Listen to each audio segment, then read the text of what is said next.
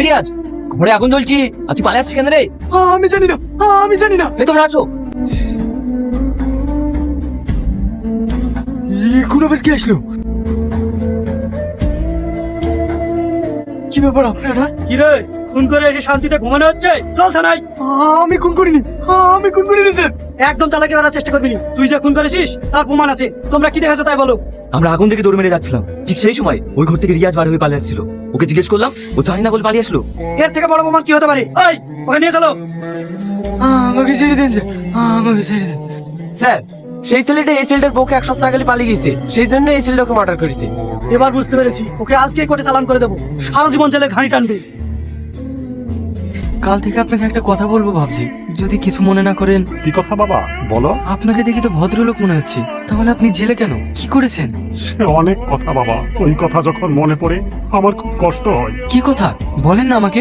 জানো বাবা, আমার একটি মাত্র ছেলে ছিল, তার জন্য জমি জায়গা সব বিক্রি করে আমি তাকে বড় ডাক্তার বানিয়েছিলাম। এ বিদেশে থাকতো, আমার বাড়িতে বড় অভাব, একবেলা হাঁড়িতে ভাত জুটতো না। হঠাৎ আমার স্ত্রী অসুস্থ হয়ে পড়লো, ছেলেকে ফোন করে বললাম টাকা পাঠাতে, সে টাকা পাঠালো না। সারাদিন এদিক ওদিক ছুটাছুটি করে টাকা জোগাড় করতে পারলাম না, তবুও ছুটতে ছুটতে গেলাম ডাক্তারের কাছে। ডাক্তারবাবু, ডাক্তারবাবু, তাড়াতাড়ি আমার বাড়িতে চলুন, আমারও প্রচন্ড অসুস্থ। যাবো তো, কিন্তু বাড়িতে গেলে 1000 টাকা ফি লাগবে, দিতে পারবে তো? ঠিক আছে ডাক্তারবাবু, আমার ছেলে টাকা পাঠালেই আপনার 1000 টাকা ফিস দিয়ে দেবো। যে ছেলে তার বাপ মায়ের খোঁজ নেয় না, সে টাকা পাঠাবে? তারপর বাড়িতে এসে দেখি আমার বউ গেছে। তারপরে আপনার ছেলে বাড়ি এসেছিল? না, সে আসেনি।